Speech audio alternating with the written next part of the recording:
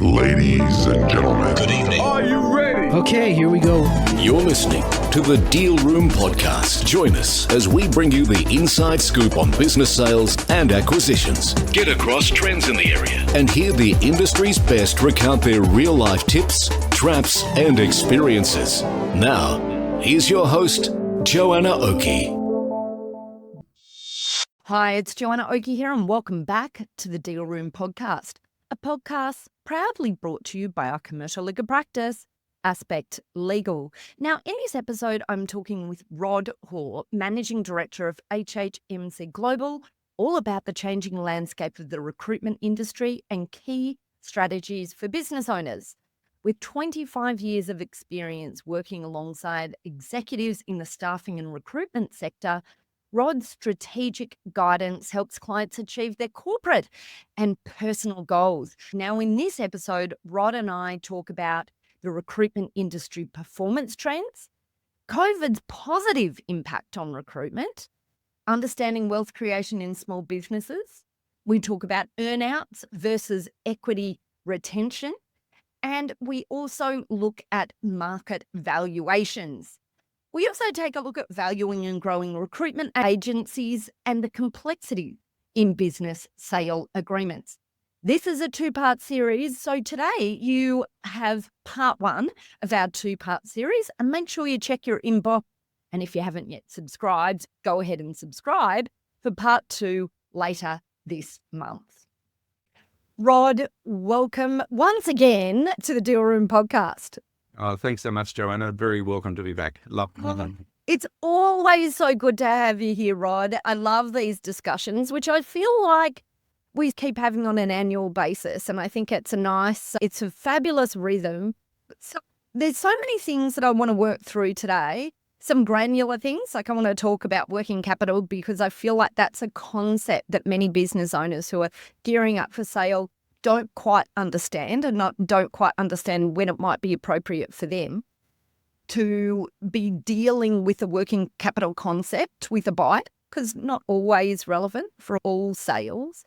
I also just want to hear where the industry's up to, and then maybe we'll have a general discussion about exit strategies for small business owners. Like, so topical.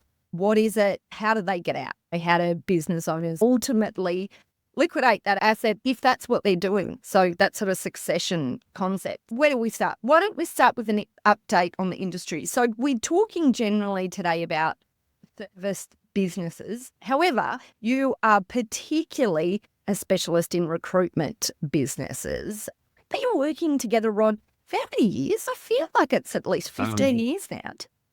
It is probably 15 years, yes. Yeah, amazing. It's just, and some fabulous businesses we've both worked on that in that time. But what I'd like you to talk about just right now, perhaps, is just step back a bit, the recruitment industry as a whole and M&A in the recruitment industry. What are you seeing at the moment in the recruitment industry as a whole and M&A in the recruitment industry? Okay, so specifically in the recruitment industry, like a lot of industries in 2020, you have to go back to COVID, because you can't talk about anything without talking about COVID, unfortunately. The COVID year, whatever it is. That's right. And in 2020, there was obviously a decline because nobody knew what was happening, and everybody just suffered in terms of revenue and how they were going to go about their business. But that followed with a massive couple of years, like an extraordinary couple of years for the recruitment industry. It was feeding from the buffet is the term that I used. They were just... There was opportunities, and businesses were making a lot of permanent placements especially, and temporary contract followed a little bit on that as well. What's happened is that it's almost reverted to normal, but it's come down off such a high in terms of the way that businesses are performing that it looks like it's a great decline, but it's actually not. And today, or 2024, if you compare that to 2019, 2024 is actually operating at a higher level than 2019. It's just that in the middle we had these extraordinary periods. And so that's very hard for business owners to forget that period and actually just get back to doing the basics and doing the things they need to do. And all of this has impacted what's going on with M&A. There's actually another point as well. International buyers just about disappeared completely away from Australia. And I think the way that we treated some countries and the things that we did with our borders and that has had an impact, and they found opportunities in other places. And the international buyers in general haven't come back to Australia yet. There's a few exceptions to that. And so the sorts of deals that are happening, first of all, the volume is much lower, but it's amongst the privately owned Australian companies and tends to be at the smaller end. And so there's a lot of activity and a lot of desire to do things, but the number of deals that are getting done is quite small. And I think a lot of that is that the buyers are still reminiscing about the profits they made a couple of years ago. And the sellers are reminiscing about the profits they made a couple of years ago. And the buyers, of course, are not going to pay for that. They're going to pay for what they see as the economic conditions going forward. And so how those people align is actually a problem. And it's also a situation where a lot of people left the recruitment industry back at the beginning years of COVID. And so there's a lot of new people in the recruitment industry now. And so it's actually quite complex in terms of being a leader, because there's a lot of training. There's a lot of people who maybe don't have a lot of experience. And it's back to doing basics, as I mentioned before, which means all the hard work, business development and so on is required to get out there and make it happen. And what sort of discussions are you having with business owners at the moment who are thinking of the future, thinking of gearing up for succession, for exit, building this business? What am I going to do with it? How do I best realise the value out of this asset I'm building? What does that discussion look like right now? Yeah, but first of all, this sounds terrible when I say it, but I think there's a lot of good things came out of COVID in terms of how, in this case, the recruitment industry is performing. It's like a whole range of business leaders got a big education in a hell of a hurry. And so this is a generalisation, but there are so many more people who are treating their business really strategically. They're making decisions they wouldn't have made before. They're building leadership teams in a manner that they wouldn't have built them before. And so there's this explosion of good businesses in the industry, which I love. So the industry is very strong. And what that reverts to is people who are very committed to building a good business, to building great leadership teams, to inspiring those leadership teams to take it further. And that's impacting on, first of all, the wealth they're creating, but secondly, what they might do in 3 years, 5 years, and so on. And so there's more realistic and exciting strategic plans in place for recruitment agencies than there has been before. It's a very positive story. There is another side of it. Some people said, I can't do this again and I'm out. And so there are people who've left the industry, or their business is now a shadow of what it was previously, but tend to concentrate on the good side. And the general discussion, though, often in looking at what that strategies for succession in the future, how do I liquidate this asset in my business, can tend, and depending on the size of the organisation, obviously, but can tend between, we've got a third-party buyer, we're looking at employees to bring up to become owners, we're looking at, sometimes it's about family succession as well. No, I don't see that as much, and maybe it's a reflection of the types of businesses that we deal with. Has there been a movement that you've seen? I think so. I think people are much more aware than they were previously. I don't know if that's true or not, because there's no way of measuring that. But I think people are quite realistic now. They're still valuing their own personal business higher than it should be. That's never going to change. But in terms of what the options are, I think people are more realistic. And there are certain types of business within recruitment, and executive search is one of those, which is very personality driven in terms of how the business operates, that most of those organisations know what their choices are, which is pass it on to the staff, in other words, the next level to come through, or basically shut the business down. There are not many choices, because who's going to buy a personality driven business, and how do you pay for that, and so on. And very small businesses, I think, are gradually understanding that they need to make wealth on the way through, because there is not a pot of gold for them at the end of the day. It's a small business that can transition, they can pass on to somebody else, but that's not going to sustain them in the future in terms of the amount of money it's worth. They have to have made their wealth on the way through. So all of those sorts of things seem to be much more realistic. In terms of employees becoming part of the business, that does seem to be increasing, although it is still, in my mind, it's a really big multi-year project to make that happen properly. And because there's an education component and so on. And there are lots of circumstances where it doesn't really work, but still a high risk strategy, I think. most people are looking to do some sort of an exit. There are quite a few in the recruitment industry, second-generation businesses, and now just recently there's been one publicised, which is a third-generation business. That is really rare. Mostly it's people who come in, run the business for a good period of time, but then pass it on to a completely new set of owners. Yeah. Actually, one thing that I'm seeing a bit more of now than I had in the past is a slight uptick is sellers holding on to a bit of equity in the sale. It more is buyer driven, actually. Buyers requiring that sellers stay in with a bit of equity. There has always been a portion of the M&A market where that's been part of the deal, but I just feel like that's a little bit more happening a bit more at the moment, which I think is like an interesting comment on the market as a whole. But I think that's part of the risk conversation, which is probably more in the open than it used to be, because there are a lot of people who are saying, I don't want to manage this anymore, but I'm not necessarily going to retire. So what do you do with that person if you can work out some sort of a business plan? Maybe they're running a remote office or something like that they can actually stay within the organisation, but have take the risk and the responsibility removed from them, and they can get back to doing what they enjoy, which is running a small team and executing the activities. Then equity becomes part of the process. There's more and more people also not doing the 100% transaction up front, but maybe as an earnout progresses, paying that's also related to share transfer as well. I think that's complication for not much benefit, but there's all of those variations out there. It's an interesting discussion point, because one of the sort of classic problems with using earnouts to keep a founder in the business for a particular period of time is we all know once someone's run a business on their own, a period of time, we call them almost unemployable.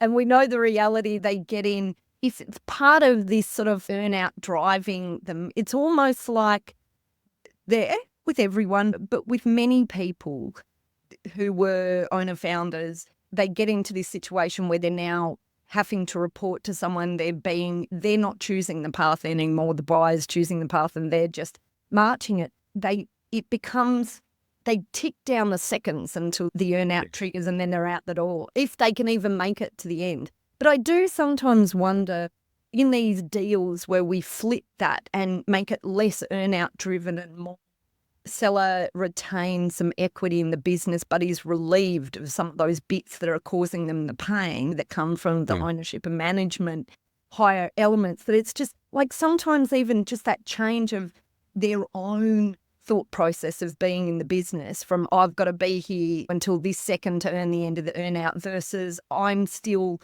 got skin in the game. This is still my baby, but I'm relieved now of some of the responsibility. Like I personally feel that can have a difference on the mindset and therefore the experience of both the buyer and seller in those situations. Do you have any thoughts on that? Yeah, look, I do. And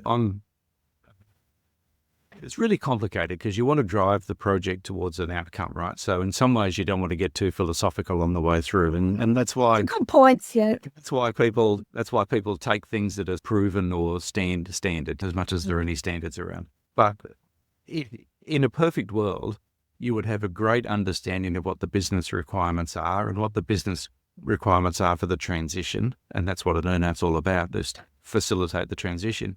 But you would also take into account the personalities and what's driving the individuals, and you would sort something out appropriate. So it may not be financially driven. It may be a transfer of relationships with clients and things like that. So whatever drives the people is what should be in the transition plan. But it doesn't always get there, and it's complex, and you're quite often dealing with one side that might be very fixed in its views and another side that is approaching this for the first time. And getting that all sorted out it takes too much time. It's really complicated. And so that's why I think people tend to say this is how a transition works, rather than thinking it through or taking the time to explore an outcome. Yeah. Love it. Okay. All right. Fantastic. So I just want to come back to a point that you made about making this decision about whether your business is going to have a value at exit or whether it's a kind of business where really you need to be more focused on making wealth on the way through in order to extract your value rather than the pot of gold at the end. Can you give us some indicators, and service businesses, particularly the recruitment industry, how does a business owner assess where they are in that sort of in that spectrum? Yeah, look, the brutal truth comes down by getting an external valuation of their business. So, look, and we do a lot of those. Understanding, have you got a saleable asset right now? But also, this is not on the accountants, but I'm not talking about an accounting type of valuation. I'm talking about this is how an external party will see your business. So it's a review and an assessment of your business as though you're on the market. And that sort of market valuation, I think, is extremely valuable to people because it's sometimes the first time that somebody's put a mirror up to them and saying, this is how the world views your business. I find that valuable. And because it's really hard to have a theoretical conversation about a business where, and I'll use a few little trite lines if I can, the value of the business is the risk associated with earning the future profits. Now, you can say that quickly, but what does that really mean? And so you're looking at revenue streams and you're looking at how much of that revenue is forecastable or predictable and all of those sorts of things. And until you dive into that and do it in detail, the business owner tends to not understand. The other side of that, second point of that, is that in terms of leadership structures, where do the business relationships sit and so on? So the smaller the business, the more it sits with the owner. Very hard for the owner to understand that until somebody puts it down in black and white and describes why your business is not worth much. Or it could be on the positive side and say, hey, your business is going to be viewed really positively. So that happens as well. And it seems that most of my conversations now, when I'm first meeting people, is in this area of saying, this is where you sit in the character in terms of these characteristics of your business. And that means that you've got these choices and you've got this value. And you need to make some conscious decisions about what you're going to do. Don't drift towards an outcome. Make a conscious decision and understand where you're sitting today and take advantage of this wonderful industry and wonderful position you're in. Love it. Okay. And I guess also I want to talk about the book that you're about to write. Okay. Rod, we had this discussion beforehand. Rod's not sure he's up for actually writing another book yet, but tell us about the book that you've written, which we'll make available to our readers, and we'll put a link through to that. What was that book about, and what's appropriately corporate? The book that you have in your mind that maybe one day you'll write. Maybe one day. If I had as much energy as Joanna, I'd have written it already. Look, we do have a repeat of conversations, which I still enjoy after 25 years. But so the first book was about helping people to understand what the drivers are and what the components are of their business and where it sits compared to other businesses. And therefore, these are the characteristics of the value of your business and what multiple of profit you might get and so on if you went to markets. That was how to value a recruitment agency. The conversation gets a bit deeper, though, when you start talking about some of the things we just mentioned, which is where do you sit and what are your choices and how do you actually run your business if you're a 5-person business as opposed to a 20-person business as opposed to a 50-person business? What is appropriately corporate? Okay, how sophisticated do you need to be? Who should you pay attention to from a technology point, from an accounting standards point, all of those sorts of things. And I think that's the tough thing for somebody who's running a business for the first time is how do they get information and how do they assimilate it and how do they understand what's appropriate for them, what's suitable for them. And it's because running a business, and I think you would agree with this, is a series of steps. Mm-hmm. And so you put something in place and you hope it lasts for a period of time because you've made an investment. But at some point you're going to need to reinvest in that particular function. Accounting, onboarding, recruitment, whatever it might be, marketing, all of those components, let alone the core function of your business, need to be rebuilt at different times.